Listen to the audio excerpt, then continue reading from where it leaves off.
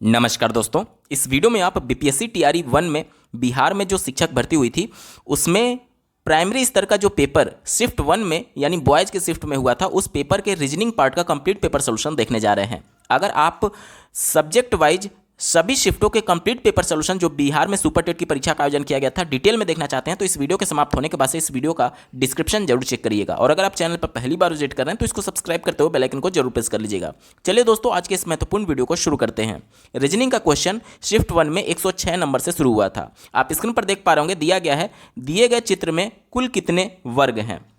देखिए, जब भी इस प्रकार से वर्ग का क्वेश्चन पूछे तो सबसे पहले आपको यहाँ पर कितने रो हैं वो काउंट कर लेना है और कितने कॉलम हैं यहाँ पर वो काउंट कर लेना है। अगर रो और कॉलम की संख्या समान है, जैसे देखिए यहाँ पर भी 4 आपके रो हैं और 4 यहाँ पर कॉलम हैं, तो उस कंडीशन में आपको करना क्या होता है कि देखिए यहाँ पर रो या फिर कॉलम किसी के भी पक्ष को आप लेंगे और यहाँ पर इसका स्क्वायर करते चले जाएंगे। 4 का स्क्वायर करेंगे तो कितना आएगा 16, 3 का स्क्वायर करेंगे तो कितना आएगा 9, 2 का स्क्वायर करेंगे तो कितना आएगा 4 और 1 का स्क्वायर करेंगे तो कितना आएगा 1। अब इन सबको जो स्क्वायर करने के बाद आया है इन सबको आप जोड़ दीजिए। 16 9 25, 25 4 29 और 29 और 1 30। दिए गए विकल्प में देखिए ऑप्शन नंबर बी 30 इसका बिल्कुल एप्रोप्रिएट आंसर हो जाएगा।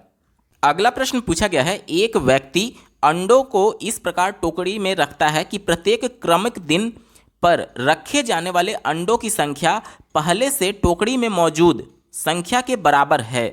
इस प्रकार टोकरी में 24 दिन में पूरी तरीके से भर जाती है। कितने दिनों बाद टोकरी 1/4 भरी थी? ध्यान से समझिएगा, कहा यह जा रहा है कि मान लीजिए ये एक टोकरी है, मान लीजिए ये एक टोकरी है। पहले दिन मान लीजिए इसमें 2 अंडे हैं, पहले दिन मान लीजिए 2 अंडे हैं, ये फर्स्ट डे की बात हो रही है।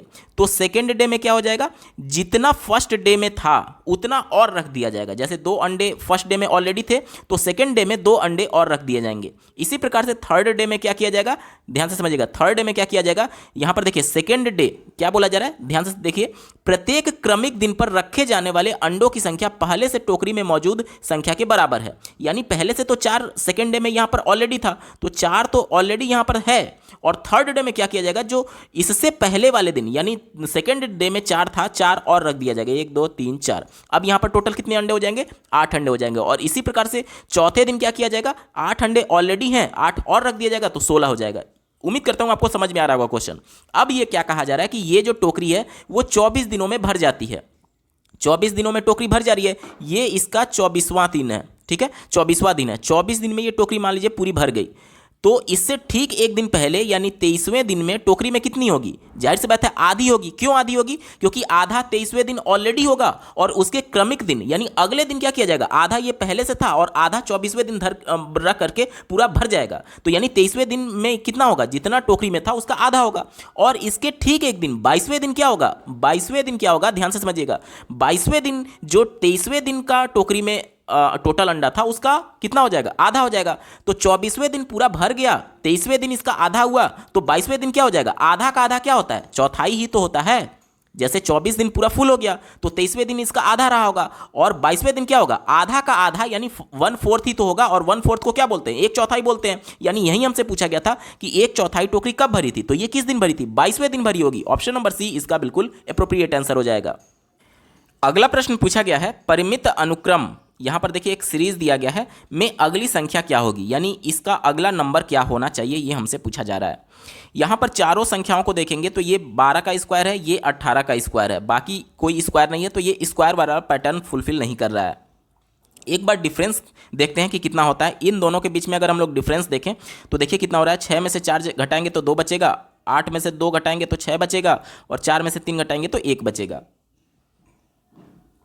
इसी प्रकार से अगले 2 टर्म में देखिए, 14 में से 6 घटेगा तो 8 बचेगा और यहाँ पर आपका बचा 1 में से 1 जाएगा तो 0 बचेगा, 3 में से 2 जाएगा तो 1 बचेगा। यहाँ से घटाइए, 6 में से 4 जाएगा तो 2 बचेगा, उसके बाद से 11 में से 4 जाएगा तो 7 बचेगा और ये 1 से 1 कट जाएगा। यहाँ पर अभी भी कोई पैटर्न फुलफिल नहीं हो रहा है, लेकिन ध्यान से समझिएगा, जितने भी यहाँ पर टर्म दिए गए हैं सब में अगर मैं 3 से भाग दे दूँ तो क्या मैजिक होता है आप देखिएगा। 3 से अगर मैं भाग देता हूँ तो 486 में 3 से भाग दीजिए, देखिए 3 एकम 3 बचा 1, 18 हो गया, 3 छक 18 और 3 दूनी 6। अब इसमें 3 से भाग दीजिए, 3 एकम 3 0 और 3 आठे 24, इसमें 3 से भाग दीजिए, 3 सते 21 और 3 सते 21 और 3 दूनी 6, यानी अब इसमें भी 3 से भाग होगा, 3 से भाग देंगे तो देखिए क्या आ जाएगा, यानी ये हमारा क्या आ रहा था, ये इन दोनों का डिफरेंस आ रहा था, लास्ट 2 का डिफरेंस आ रहा था ये वाला, तो जो भाग देंगे, जो भागफल हमारा आएगा इसमें से घटाना होगा। तो चलिए भाग देते हैं, तो भाग दीजिए, 3 चौक 12, 3 चौक 12 और 2 बचा, 3 आठे 24, 48 हमको घटाना है। 144 में से हमें क्या घटाना है, 48 घटा देना है। तो 14 में से 8 जाएगा तो 6 बचेगा, और यहाँ बचा 13, 13 में से 4 जाएगा तो 9 बचेगा। 96 दिए गए विकल्प में देखिए ऑप्शन नंबर 1 96 इसका बिल्कुल एप्रोप्रिएट आंसर हो जाएगा। अगला प्रश्न पूछा गया है, निम्नलिखित श्रेणी में क्वेश्चन मार्क के स्थान पर कौन सी संख्या आएगी। यहां पर फिर से एक सीरीज दिया गया है और ये वाली संख्या क्या होगी ये हमसे पूछी जा रही है। ठीक है, देखिए यहां पर इन्होंने क्या किया है, 240 का 1/2 कर दिया है। ठीक है, यानी कि सीधे तौर पर इसका क्या किया गया है, आधा किया गया है, यानी कि इसमें 0.5 से मल्टीप्लाई किया गया है, और इसमें देखिए ये 2 से मल्टीप्लाई किया गया है, इसमें देखिए ये 2.5 से मल्टीप्लाई किया गया है, यानी कि पहले आधा, फिर 1, फिर 1.5, उसके बाद से 2, फिर 2.5, यानी कि इस वाले में पहले आधा से मल्टीप्लाई हो चुका है, तो यानी अब किस से मल्टीप्लाई होगा, 120 से 1 से मल्टीप्लाई होगा, यानी यहाँ पर 120 आ जाना चाहिए, और यहाँ से 1.5 से मल्टीप्लाई होना चाहिए। देखिए क्या फुलफिल हो रहा है, 120 में 1 से गुणा करेंगे तो 120 तो हो ही जाएगा, फिर 60 और जोड़ देंगे तो 180 आ जाएगा, यानी 1.5 से मल्टीप्लाई, ये बिल्कुल सही है, यानी ये पैटर्न फुलफिल कर रहा है। ऑप्शन नंबर 1 देखिए, क्वेश्चन मार्क की जगह क्या आना चाहिए, 120 आना चाहिए, विकल्प नंबर 1 सही उत्तर है। अगला प्रश्न पूछा गया है, रिक्त स्थान पर कौन सा पद होगा। यहां पर देखिए, यहां पर अनुपात समानुपात का दिया गया, यानी कि ये समानुपात है, यानी इन दोनों के बीच में जो रिलेशन है वही रिलेशन इन दोनों के बीच में होना चाहिए। चलिए तो पहले इन दोनों को देख कर लेते हैं हम लोग, कौन सा पैटर्न ये फुलफिल कर रहा है। देखिए बी से यहां पर क्या हो गया, जी हो गया है, तो बी से काउंट करिए, बी के बाद C D E F G, यानी +5 हुआ है, क्या हुआ है, +5। इसी प्रकार से देखिए M से R हुआ है, M के बाद काउंट करिए, M के बाद N O P Q R, यहां पर भी +5 हुआ है। इसके बाद से देखिए D से I हुआ है, D से काउंट करिए, D के बाद तो E F G H I, यहां पर भी +5 हुआ है। इसी प्रकार से I में +5 करेंगे तो N आएगा, ये भी +5 है, और Y में +5 करेंगे, जैसे आप कहेंगे कि Y के बाद तो Z खत्म हो जाएगा, तो Z के बाद से फिर से A पर शुरू करना, जैसे Y के बाद देखिए पहला Z हो जाएगा, दूसरा A, तीसरा B, चौथा C और पांचवा D, तो देखिए यहां पर भी +5 हुआ है। इसी प्रकार से अब देखिए हम लोग को ऐसे फुलफिल करना है, पहले टर्न पर क्या आएगा, F +5, F में 5 जोड़िए, F के बाद G H I J K, यानी पहला क्या आएगा, K आएगा। देखिए यहां पर K है, बाकी ये K से शुरुआत नहीं हो रहा, तो ये दोनों गलत हो गया। इसके बाद से I +5 करेंगे, तो I के बाद पांचवा गिनिए, I के बाद देखिए J K L M N, यानी I N आ गया, ये सही है। उसके बाद C के बाद पांचवा गिनिए, तो C के बाद देखिए D E F G H, देखिए यहां पर H है। उसके बाद से T के बाद से पांचवा गिनिए, तो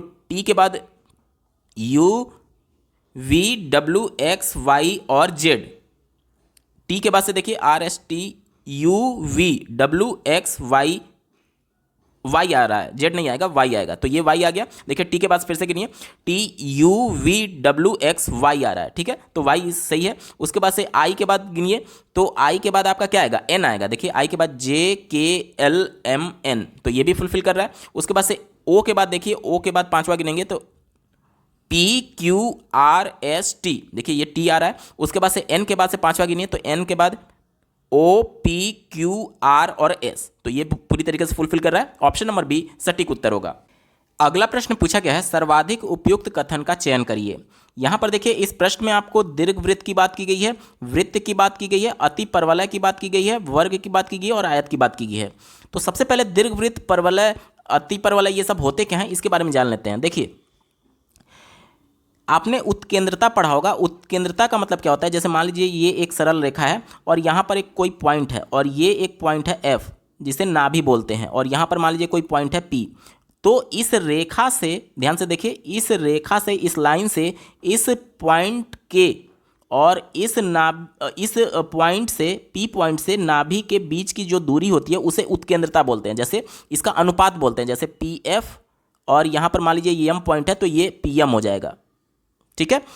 यानी कि उत्केंद्रता क्या हो गया, ये एक निश्चित बिंदु से नाभि के बीच की दूरी और निश्चित बिंदु से रेखा के बीच के अनुपात को ही उत्केंद्रता बोलते हैं। अब ये उत्केंद्रता का वैल्यू सर्किल के लिए क्या हो जाएगा, 0 हो जाएगा।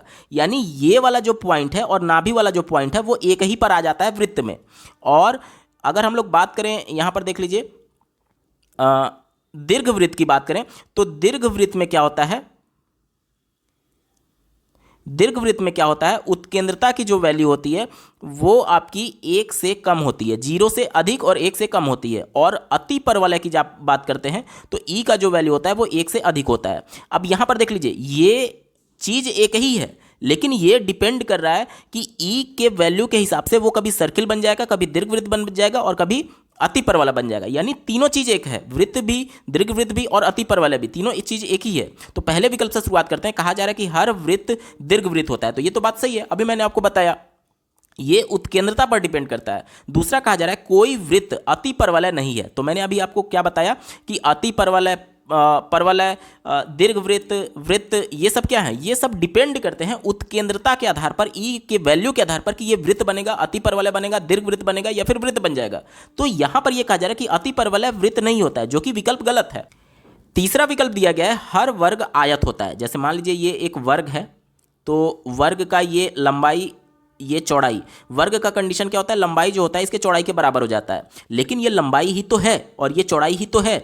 अब लंबाई चौड़ाई यहां पर बराबर हो गया कंडीशन की वजह से, लेकिन ये लंबाई और चौड़ाई जिसमें भी होगा वो क्या होता है, वो आयत होता है। आयत की सारी प्रॉपर्टी यहां पर फुलफिल कर रही है कि देखिए आमने सामने की भुजा बराबर होती है और सभी भुजाओं में 90 अंश का कोण बनता है। यानी ये आयत के सभी प्रॉपर्टीज को फुलफिल कर रहा है, यानी ये भी बात सही है।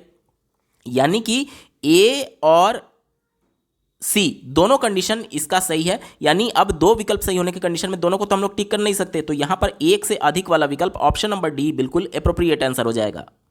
अगला प्रश्न पूछा गया है कोड शब्द को इतने के रूप में कोडित किया जाता है, स्टेप शब्द को इतने के रूप में कोडित किया जाता है, तो फिर yes P O T E को किस रूप में कोडित किया गया है। ध्यान से समझिएगा, यहां पर देख लीजिए यस पूछा गया है तो यहां पर मिल जाएगा आपको, पी पूछा गया है तो यहां पर दिया गया, ओ पूछा गया है तो इस वाले से मिल जाएगा, टी पूछा गया तो इस वाले से मिल जाएगा, ई पूछा गया तो इस वाले से मिल जाएगा। यानी कि यहां पर एस का कोड क्या यूज किया गया है, यहां पर ओ का कोड क्या यूज किया गया है, वहीं सब कंपेरिजन करके हमें इस कोड को बनाना है। देखिए यहां पर टोटल 1 2 3 4 है और यहां पर संख्याओं की बात करें तो 1 2 3 4 5 6 7 8, यानी एक अल्फाबेट के लिए 2 अंक यहां पर यूज किया गया। यहां तक क्लियर हो गया। देखिए पहले यस की बात करते हैं तो यस के लिए पहले 2 अल्फाबेट क्या है, 18 है, तो पहले 18 हो जाएगा। उसके बाद से पी है, देखिए अंत में पी आया हुआ है तो पी के लिए अंतिम 2 क्या हो जाएगा, 22 हो जाएगा, 18 फिर 22। उसके बाद से क्या आया हुआ है, ओ आया हुआ है, ओ देखिए कहां पर है, यहां पर दूसरे नंबर पर, यानी कि एक जोड़ा ये हो गया, इस वाले को हम लोग ले लेंगे, 16 हो जाएगा, 22 के बाद 16 हो जाएगा। उसके बाद से टी आया हुआ है, देखिए टी यहां पर दूसरे नंबर पर, तो ये दूसरा जोड़ा 76 हो जाएगा, ठीक है। उसके बाद से ई आया हुआ है, तो ई यहां पर देख लीजिए सबसे अंत में देखिए 91 आया हुआ है, तो ये 91 हो जाएगा। यानी कि देखिए 18 22 किस में मिल रहा है, 18 22 ये नहीं मिल रहा है, देखिए तो ये पहले ही काट दीजिए। उसके बाद 16 है, 18 22 के बाद 16 है, देखिए यहाँ पर 76 है तो इसको काट दीजिए, देखिए 16 हो गया, उसके बाद से 76 हो गया, उसके बाद से 91 हो गया। ऑप्शन नंबर बी सटीक उत्तर होगा। अगला प्रश्न पूछा गया है समूह में भिन्न शब्द चुनिए। यहाँ पर देखिए, यहाँ पर पुस्तक दिया गया है, कागज दिया गया, पेंसिल दिया गया, पेन दिया गया, रबड़ दिया गया है। तो इसको दो तरीके से आप सॉल्व कर सकते हैं। यहाँ पर तक देखिए कागज हो गया, पेंसिल हो गया, पेन हो गया, रबड़ हो गया, ये सभी स्टेशनरी के समान है, स्टेशनरी के दुकान पर आपको मिलेंगे। लेकिन जो पुस्तक होता है वो किताब की अलग दुकान होती है। या फिर आप इसको ऐसे भी समझ सकते हैं कि कागज, पेंसिल, पेन, रबड़, इसके माध्यम से हम लोग क्या करते हैं, लिखने का काम करते हैं। लेकिन पुस्तक जो है वो पढ़ने के काम में आता है। ये सभी चीज़ें जो हैं वो लिखने से जुड़ी हुई हैं और पुस्तक जो है वो पढ़ने से जुड़ा हुआ है। किताब में आप लिखते थोड़ी हैं, किताब से आप क्या करते हैं, उसको पढ़ करके रिसीव करते हैं। मतलब कि जो लेखन के 4 कौशल होते हैं, सुनना, बोलना, पढ़ना और लिखना, तो पुस्तक के माध्यम से हम लोग क्या करते हैं, किसी भी कंटेंट को रिसीव करते हैं। लेकिन कागज पर हम लोग क्या करते हैं, लिखते हैं, लिख करके अभिव्यक्त करते हैं। और पुस्तक में क्या करते हैं, पढ़ते हैं, उस चीज को, इंफॉर्मेशन को रिसीव करते हैं। तो यहां पर पुस्तक अन्य से भिन्न हो जाएगा, जो कि विकल्प नंबर ए में दिया गया, विकल्प नंबर 1 सटीक उत्तर हो जाएगा। अगला प्रश्न पूछा गया है अंग्रेजी वर्णमाला में a बराबर 1, d बराबर 2, p बराबर 4 हो तो निम्नलिखित में से कौन सा 3 को दर्शाता है।